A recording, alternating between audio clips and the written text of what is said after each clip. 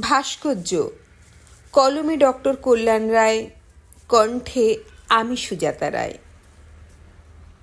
এখন ভাস্কর্যের অনেক দাম। নতুনত্ব আছে এমন কাজ পাওয়া যায় না বললেই চলে। আজকের ভাস্কর্য যেন প্রাণহীন বলে মনে হয় বলেই চললেন একজন পথিতযশা বিদগ্ধ শিল্পী।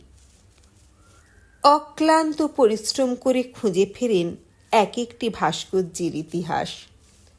চলতে থাকে অনেক অনুসন্ধান, অনেক পর্যবেক্ষণ। তার নির্যাস নিয়ে গড়তে থাকেন নতুন জীবন বোধের ভাস্কর্য। সৃজনশীল ভাস্কর্য ভাবনার সাথে সাথে